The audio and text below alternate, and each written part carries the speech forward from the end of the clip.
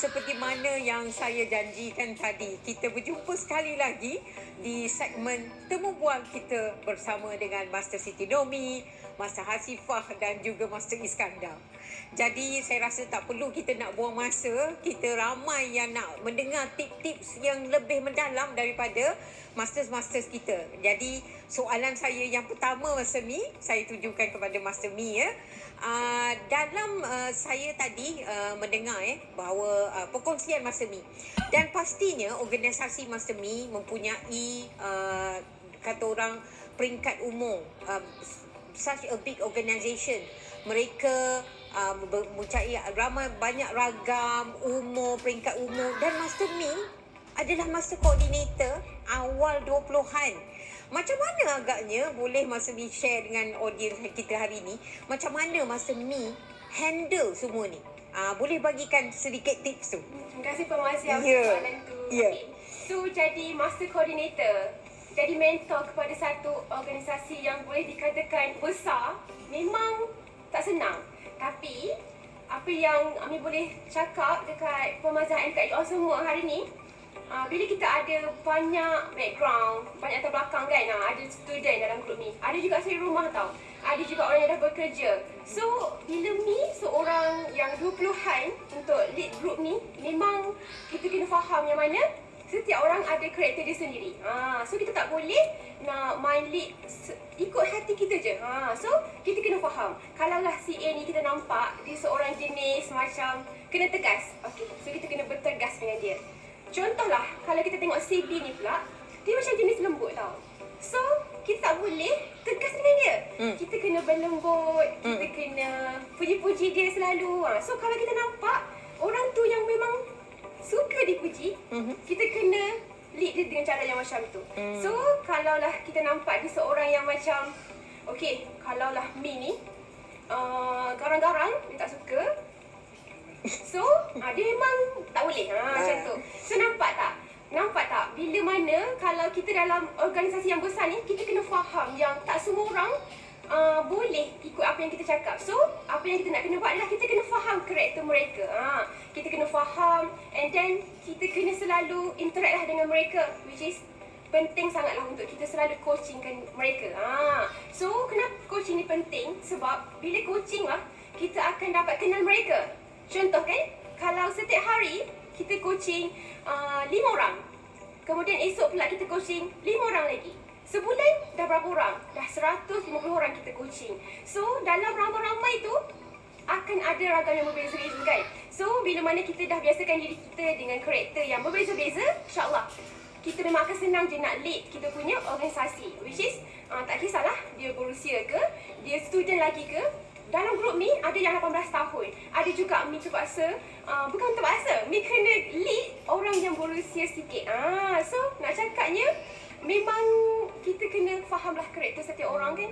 Kalau tak, memang kita akan rasa macam okay, yang berusia tak nak masuk dengan yang anak muda ni. Tapi Alhamdulillah dalam D2D, memang walaupun yang ni 18 tahun, yang ni umur 50 tahun, yang ni umur 45 tahun, diorang masih boleh macam jadi adik dengan kakak.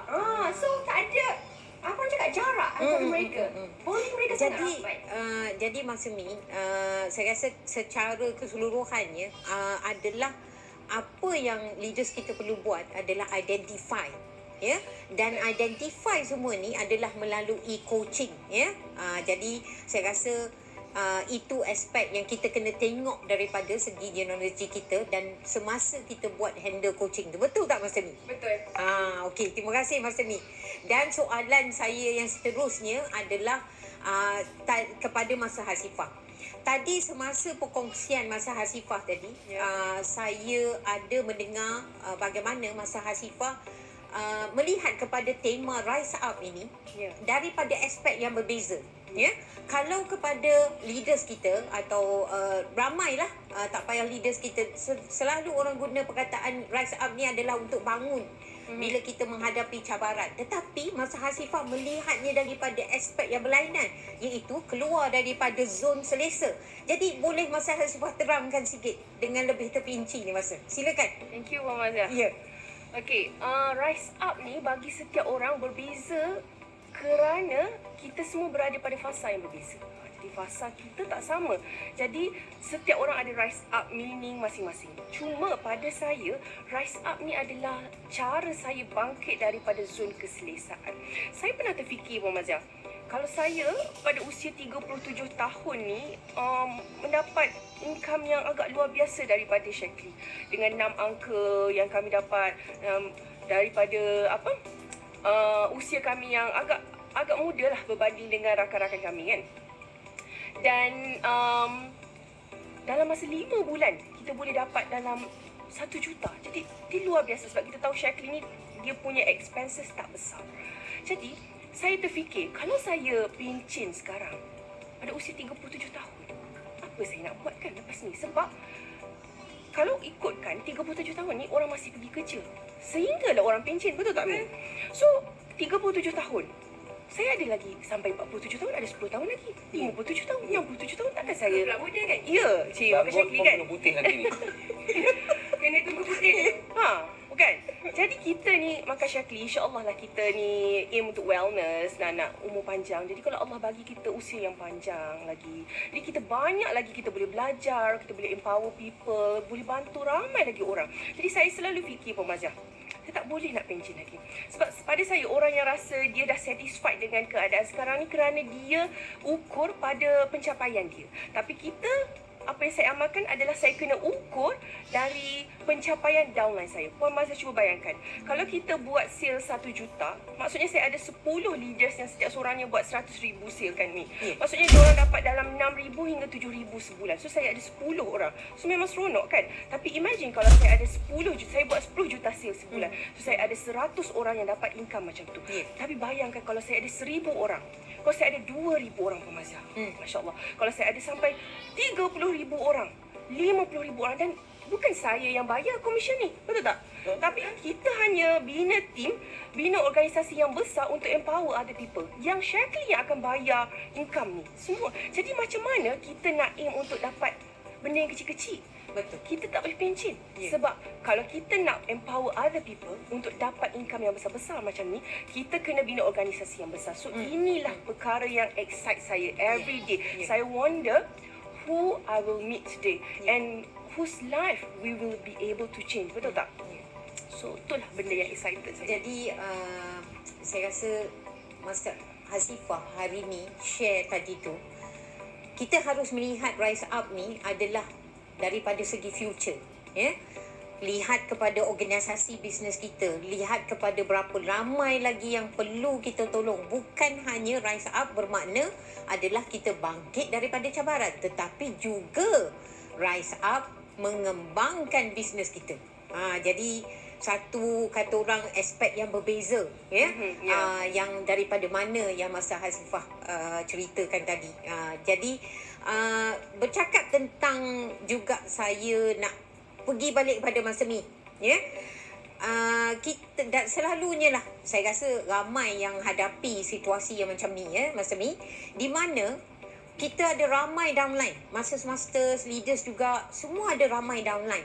Tetapi kita ada juga downline yang mana sangat setia, ikut kepada setiap apa yang Master Mi ajar, training, tetapi tidak memberikan result. Jadi macam mana Master Mi handle downline yang sebegini? Ramai nak dengar tu. Ya? Okay. Seronok soalan ni.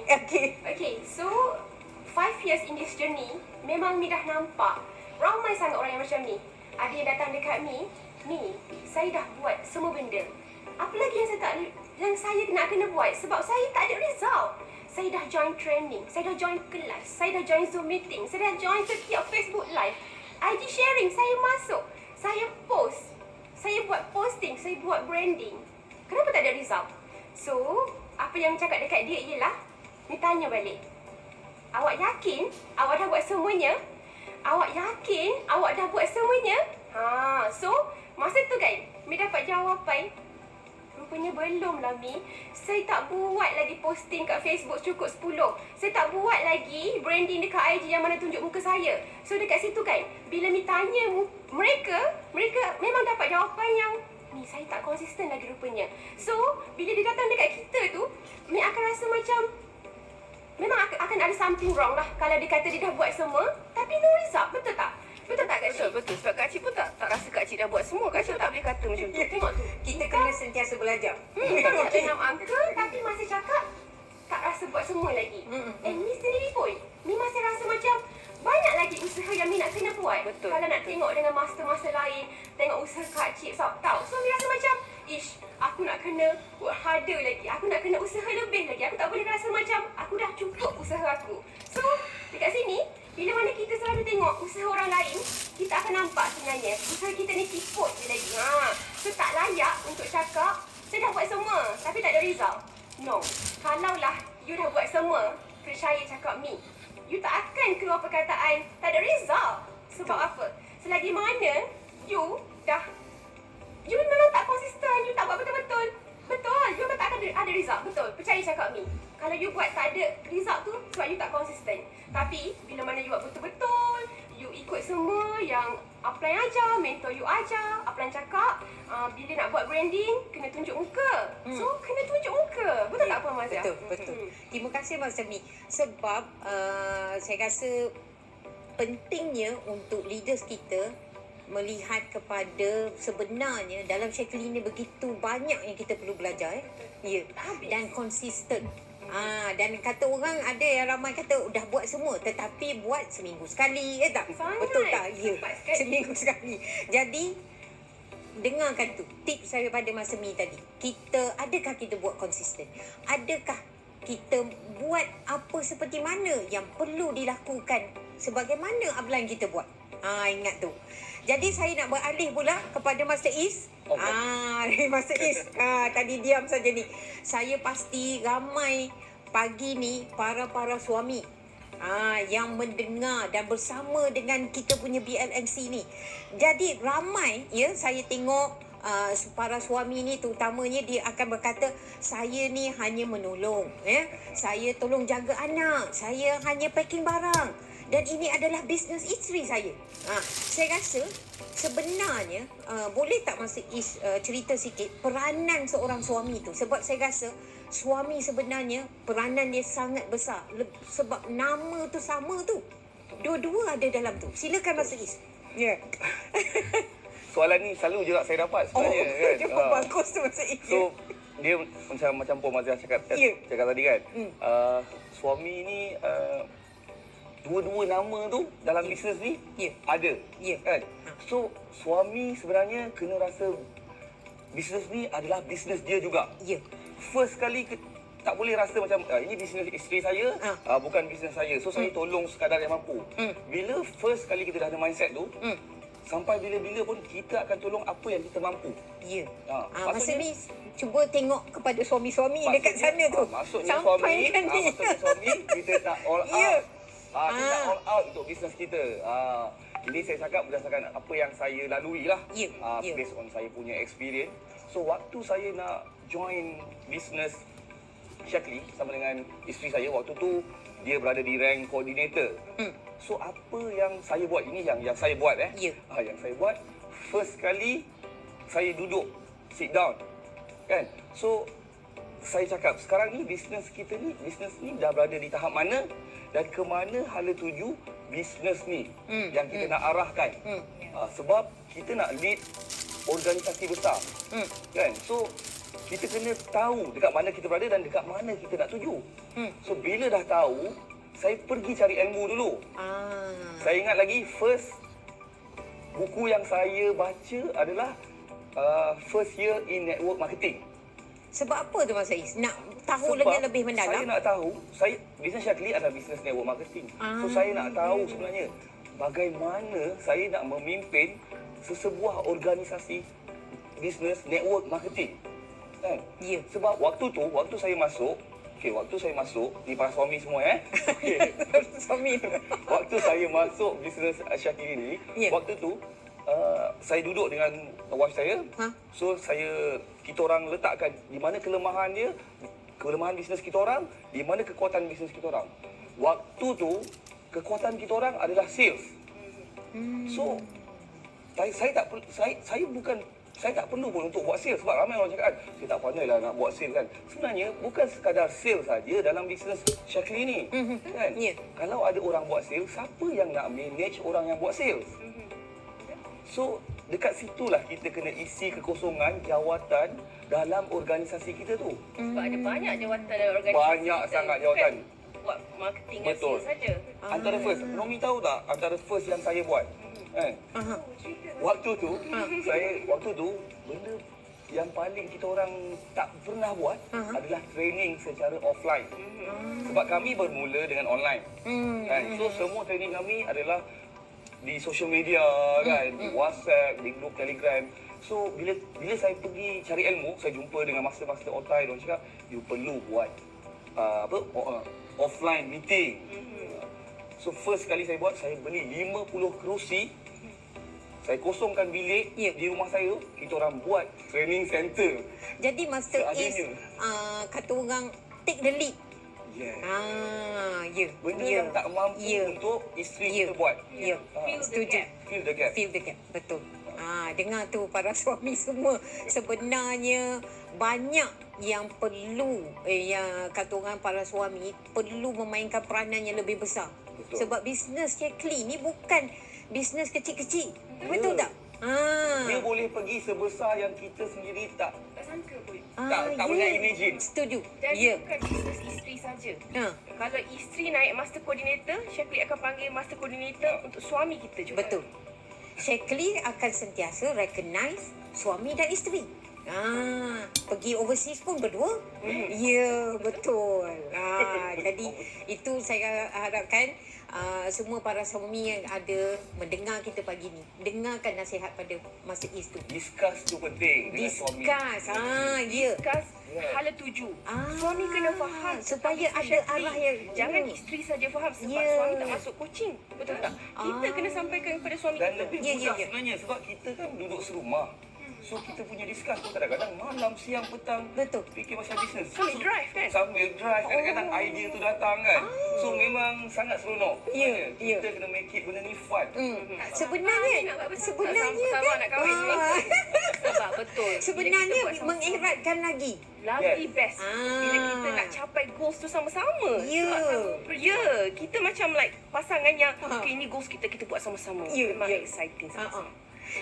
Bercakap tentang Master Is tadi dah support Masa Hasifah sejak daripada Masa Hasifah rank coordinator. Bila dah berdua ni sudah pastinya your business grow. Kita boleh nampak sejak daripada Master join 2015 bagaimana dia grow. Dan selalunya saya rasa ramai leaders yang kita yang ada pada hari ni hanya nampak Masa Hasifah bila Master dah berada di atas sana. Dah ada organisasi yang sangat besar. Jadi pastinya leaders kita nak tahu tips daripada Master bagaimana Master boleh grow your organisation sebesar ini. Sekarang dah ada 55,000 dan 22 masters dalam organisasi RYG ni. Silakan Mas Hasifah. Alhamdulillah. Sebenarnya apa yang saya amalkan adalah bina true relationship. Sebab semua bisnes boleh buat duit. Jangan tipulah nak cakap Shaklee saja boleh buat duit. Jadi semua bisnes boleh buat duit. Tapi macam mana kita nak maintainkan orang kita ni supaya kekal stay dalam this business. Loyal. Yes, loyalties. Untuk kita ada loyalties, dia orang kena feel good in this environment, feel good in this circle and community. Jadi kita kena bina family Shaklee kita. Kita kena buat dia orang rasa nak berkawan sesama dia orang. Dan benda ni kita kena tunjuk contohkan Puan Mazia. Jadi saya sebagai upline pun kena berkawan rapat dengan downline saya. Kalau saya nak buat apa-apa pun saya akan ajak downline saya. Nak makan, nak pergi makan pun, nak pergi shopping pun ajak downline. Jadi saya tak pernah encourage, saya tak pernah paksa downline saya untuk jadi best friend sesama dia orang. Tapi itu yang saya lihat dia orang amalkan. Jadi bila walaupun sideline ke Mas? Jadi bila dia orang ni geng tau, walaupun sesama sideline dia orang best friend. Jadi macam mana dia orang nak tinggalkan this business kalau best friend kita dalam bisnes ni, betul tak? Betul kan? Jadi kadang-kadang orang tanya, macam mana kalau saya duk cakap dalam grup WhatsApp seorang-seorang tak ada orang respon. Sebab apa? Sebab diorang tak ada bonding. Diorang kenal melalui grup WhatsApp. Jadi tak pernah berjumpa. Jadi macam mana kalau kita tak kenal orang, kita nak berbalah-balah WhatsApp dalam grup WhatsApp, rasa awkward tau. Jadi kita sebagai upline jemput diorang datang rumah kita. Jadi diorang akan bertemu sesama diorang. Jadi masa ni diorang develop bonding. Lepas tu kita tengok diorang pula cross coaching sama diorang jadi twinning pula. Okey, jom kerja kelas sama-sama, jom jadi supervisor sama-sama. Inilah yang kita kena buat. Jadi apa yang kita orang amalkan, bila kita orang pergi seminar, kita orang tak bawa anak-anak. Sebab kita orang sangat nak fokus kepada downlines dan juga semua event yang ada tu. Ya, apa yang saya buat selalu dalam saya kata, anak dia tinggal tapi anak orang dia jaga masa pergi event. Sebab pada saya, anak-anak ni adalah the future of our business. Jadi saya nak biar anak-anak ni kenal siapa Aunty Cip. Masa kecil lagi dah biasa dengan Aunty Cip. Jadi Aunty Cip yang dukung diorang masa mak diorang kayuh basikal. Dan bila diorang dah besar nanti, diorang ni akan bersama-sama dengan anak kami untuk buat bisnes Shaklee. Jadi kita bukan setakat kena rapat dengan downline kita, kena berkawan dengan downline kita, a real relationship. Sebab only real relationship can last. Sebab kita nak bina bisnes ni bukan sekarang saja, tapi forever, the next generation. Jadi kita kena kenal anak-anak mereka, kena kenal ibu bapa mereka. Jadi inilah benda-benda yang kita kena amalkan dalam organisasi kita. Masa Sifat, boleh saya tanya, kalau bonding tu bila yang perlu kita mulakan? Adakah mungkin leaders ingat bila dah capai supervisor baru nak bonding, tapi sebelum tu tak kenal. Jadi boleh share sikit sejak daripada bila tu? Okey, sebenarnya bila kita dah start recruit orang, kita pada level distributor pun kita dah ada team. So kita dah kena jumpa tim kita nak kena kenal. Sebab bila kita belajar melalui online, dia tak ada memories, betul tak? Tapi kalau kita jumpa depan-depan, kita bercuit-cuit kat depan-depan, walaupun first time kita jumpa, bonding tu ada. Ya, kita rasa rapat, mereka rasa rapat. Jadi korang akan tengok masa time COVID lockdown, kita recruit ramai orang, korang recruit ramai orang, tapi the numbers are going down. Ramai sangat cool down, ramai sangat senyap. Jangan risau, jangan bersedih. You can still get them back. Sebab apa? Sebab masa tu you recruit, diorang tak pernah jumpa you, tak ada bonding, tak ada memories, tak ada ikatan dengan you. Mereka belum Shaklee live. So waktu sekarang, apa yang saya amalkan, saya try jumpa seramai yang mungkin downline saya yang join masa COVID tu. Jadi ada downline yang baru-baru saya jumpa, dia dah senyap dah dah tak buat bisnes dah. Lepas tu bila saya jumpa dekat utara baru-baru ni, lepas tu dia cakap kat saya dia sangat motivated dengan Master Bonda Ali. Sebab Master Bonda Ali juga ada anak kecil dan tak ada maid. Dan so kalau Master Bonda Ali boleh buat, dia pun boleh buat. Jadi daripada dah stop, kan dia datang event sebab saya pujuk dia datang event, jadi dia nak start balik. Kemudian ada orang tanya saya, kalau downline kita duduk jauh macam mana Puan Mazah? Saya kata, kalau awak ada sebuah kedai, real kedai, awak duduk kat KL, tapi kedai tu dekat Johor, awak akan pergi tak melawat kedai tu? Dia cakap saya akan pergi. Kalau awak akan pergi melawat kedai awak dekat Johor, kenapa kalau downlines awak dekat Johor, awak tak boleh pergi? Bukankah downlines kita tu kedai kita? Downlines kita harta kita, aset bisnes kita.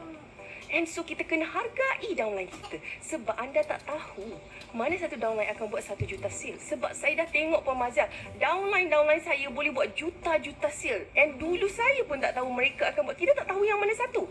Tapi kalau kita jaga, semua orang ada potensi. Jadi kita tak tahu mana downline yang buat 1 juta, mana downline yang buat 10 juta. Jadi hargai downline kita. Kalau kita dah tahu ini buat 10 juta kita, of course lah kita akan pergi melawat kedai tu, betul tak? Tapi sebab kita tak tahu, so kita tak hargai. Tapi kalau kita percaya semua downline kita akan boleh buat sale banyak macam tu, of course kita akan appreciate dia orang differently, betul tak? Sebenarnya nak bermula ni kan, saya tambah sikit lah. Nak bermula ni, kita tak perlu nak tunggu kita hebat, kita tak perlu nak tunggu kita banyak duit, kita tak perlu nak tunggu. Sebab kalau kita cakap jatuh, tak apa, bila saya dah master nanti, baru saya akan buat gathering, jumpa downline saya. Percayalah, kita takkan buat pun waktu tu kalau kita tak buat waktu kita berada di tahap yang paling kecil. Betul. Betul. Sebenarnya kita kena start dengan apa ada. Kalau rumah kita ada cekodok, kita bagi cekodok je lah makan. Betul tak? Betul. Masih bersama. Betul. Masih bina hubungan. Tak perlu nak fikir nak buat grand-grand sebab kalau kita belum master. Yang kita penting boleh relation tu. Boleh. Yang penting Jumpa. Betul. bonding. Kalau rumah kita tak sesuai, tak apa, kita jumpa kat kedai. Betul. Baiklah, terima kasih Master Is dan Master Hasifah, satu sharing yang sangat memberangsangkan. Dan satu lagi lah, sebab kita ada sikit masa lagi, saya nak tanya satu soalan pada Master Mi ya. Saya harap bagaimana, sebab ramai leaders kita ni mereka tak konsisten, ya. ada masa hari raya tak buat, lepas tu lepas raya baru nak buat. Boleh tak Masa Mi share sikit bagaimana nak konsisten dalam bisnes ni? Itu topik paling ni. Soalan ni pun minta tarik juga. Ya, share dengan audiens kita. Macam mana nak konsisten? Ini Ya. soalan yang paling famous. Ya. Bukan dalam itu je, tapi semua warga Sheffield sebenarnya. Ya. Sebab orang ramai pandai memula, pandai mula, tapi tak pandai nak konsisten. Which is boleh buat, semua orang boleh buat bisnes, tapi tak semua orang mampu buat every day. So apa yang Mina cakap dekat sini, kita kena ada jadual. So daripada pagi sampai malam kita kena ada jadual yang mana, okey, hari ni aku nak kena buat apa?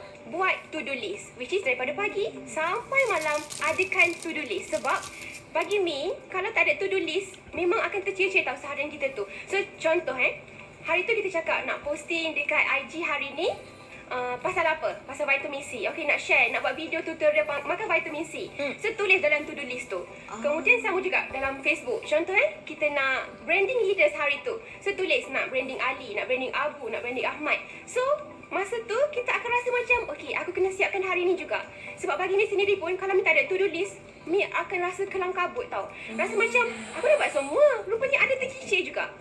So untuk konsisten ni kena ada jadual. And daripada situlah kita latih diri kita untuk berdisiplin sebenarnya. Ya. Betul tak Kak Cik? Betul. Dia mula-mula Setiap memang hari. paksa. Betul.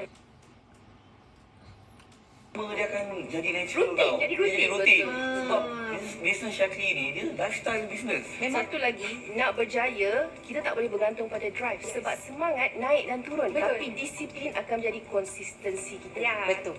So Ya. pentinglah untuk kita disiplinkan diri kita sendiri. And lama-lama kita akan sentiasa berdisiplin lah. Ya. Okey, Terima so itu sahaja daripada kasih. Terima Mi. kasih Masa Mi. Dengarkan tu betapa pentingnya daripada segi konsisten, ya. Makna konsisten ni Master adalah bergantung kepada diri kita sendiri. Betul. Bukan upline, bukan downline. Tak boleh harapkan orang. Tak boleh harapkan orang. Ya. Jadi terima kasih Masa Siti Nomi, Masa Hasifah dan Masa Iskandar.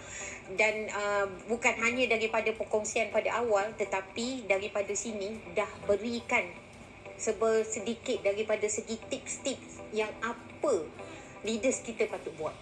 Konsisten. Dan apa yang uniknya dan saya sangat bangga dengan bisnes Syakri ni adalah masters-masters kita, bahkan bukan hanya Masa Hasifah, Masa Is atau Masa Mi, semua masters kita sebenarnya mereka boleh berkongsi, ya.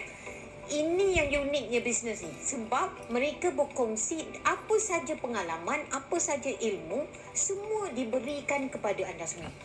Jadi gunakan apa saja yang anda belajar, dan yang paling penting adalah praktikkan. Praktikkan apa yang anda pelajari pada hari ini. Jadi saya nak ucapkan terima kasih pada Masa Hasifah dan Masa Is dan Masa Siti Nomi. Seronoknya mendengarkan tips hari ni dan perkongsian daripada masters berdua. Ya. Thank you Mi for sharing. Nanti lepas ni jangan ke mana-mana tau. Jangan balik dulu sebab nanti our president akan our appreciation buat masters. Beliau akan memberikan memento daripada Syakri Malaysia Best untuk master. Terima kasih. Satu Terima tepukan kasih. untuk Masa Hasifah dan Masa Iskandar dan juga Masa Siti Nomi. Once again on behalf